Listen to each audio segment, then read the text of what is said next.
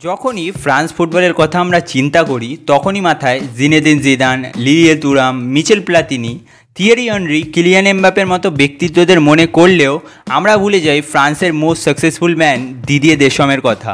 দেশমস captain হয়ে ফ্রান্সকে world cup জিতিয়েছেন এবং কোচ হয়েও জিতিয়েছেন।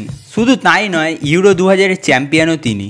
ফ্রান্স ন্যাশনাল টিমের দায়িত্ব নিয়েছিলেন সেই 2012 সালে এবং আজ 2025-এও দেশম প্রায় 12 বছরেরও বেশি সময় ধরে ফ্রান্সকে কোচিং করাচ্ছে, যা অ্যাজ এ ম্যানেজার ট্যাকটিক্যালি এবং মেন্টালি গ্রেট না হলেই কোনোভাবেই সম্ভব নয়। অ্যাজ এ ফুটবলার তিনি ফ্রান্সের one of the great, no doubt.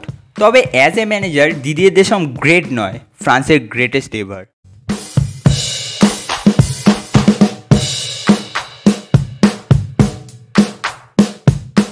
Football থেকে রিটায়ারমেন্টের পর 2001-এ এএস মোনাকোর কোচ হন দেশমস। 2004-এ মোনাকোকে চ্যাম্পিয়ন্স লিগ ফাইনাল পর্যন্ত নিয়ে যান তিনি, তবে পর্তোর কাছে হারে তারা। এরপর জুভেন্টাস এবং অলিম্পিক মার্সেলের মতো ক্লাবকে কোচিং করান তিনি। এর মধ্যে অলিম্পিক মার্সেলতে হিউজ সাকসেসফুল হন, লিগ 1 জেতেন, 3বার কোপা দে লা লিগ জেতেন এবং 2বার ট্রফিদাস চ্যাম্পিয়নও হন।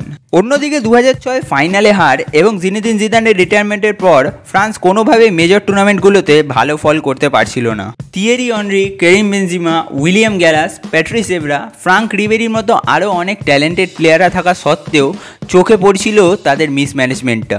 রেমন্ড দোমেনেজ, লরেন্ট ব্ল্যাঙ্ক কেউই এই প্রবলেমের সমাধান করতে পারছিল না। তাই 2012-তে দিদিয়ে দেশমকে ফ্রান্স ন্যাশনাল টিমের হেড কোচ করা হয়, ব্ল্যাঙ্ককে স্যাক করে। জবটা পাওয়ার পর 2014 ওয়ার্ল্ড কাপটা দেশমের জন্য প্রথম মেজর টুর্নামেন্ট ছিল। সেখানে কোয়ার্টার ফাইনাল অবধি পৌঁছালেও ফ্রান্স ইভেনচুয়াল চ্যাম্পিয়ন জার্মানির কাছে 1-0 গোলে হেরে যায়।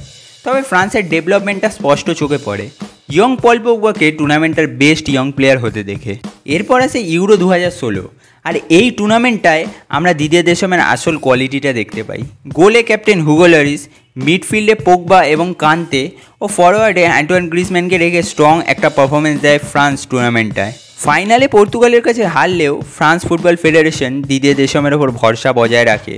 দেশম ট্যাকটিক্সের সাথে সাথে পজিটিভ টিম এনভায়রনমেন্ট তৈরি করে ম্যান ম্যানেজমেন্টের ওপর গুরুত্ব দিতে থাকেন। 2018 ওয়ার্ল্ড কাপের স্কোয়াডটা খুব কেয়ারফুলি বাছেন দিদিয়ে দেশম। দল থেকে ইভেন তিনি করিম বেনজিমাকেও বাদ করে দেন, কিন্তু এমবাপের মতো কিছু ট্যালেন্টকে জায়গা করে দেন, আর এটাই হয় গেম চেঞ্জার। গ্রুপ স্টেজে ন্যারোভাবে বেরোলেও নকআউট স্টেজে ডমিনেশন দেখায় ফ্রান্স এবং ওয়ার্ল্ড চ্যাম্পিয়ন হয় তারা। মারিও জাগালো ও ফ্রান্স বেকেনবাওয়ারের পর দিদিয়ে দেশম তৃতীয় ব্যক্তি হয়ে ওঠেন প্লেয়ার এবং ম্যানেজার হিসাবে ওয়ার্ল্ড কাপ জেতা। ইউরো 2020টা ফ্রান্সের জন্য ভালো না কাটলেও ওয়ার্ল্ড কাপ 2022-এ দিদিয়ে দেশম আবার কামব্যাক করেন। পরপর 2 বছর ওয়ার্ল্ড কাপ ফাইনাল খেলে ফ্রান্স, তবে এবার তারা ট্রফিটা জিততে পারে না। ইউরো 2024-এও সেমিফাইনাল খেলে তারা, তবে ইভেনচুয়াল চ্যাম্পিয়ন স্পেনের কাছে হেরে যায়। দেশম ম্যানেজার হিসাবে 167টি খেলায় 106টা জিতেছেন, 34টা ড্র এবং মাত্র 27টা হেরেছেন। 55.31% উইন রেট আছে তার। নিজেই কনফার্ম করেছেন 2026 ওয়ার্ল্ড কাপের পর দল ছাড়বেন, তাই আশা রাখবো 2026-এ আবারও দিদিয়ে দেশম তার অরিজিনাল ক্লাসটা দেখাবেন।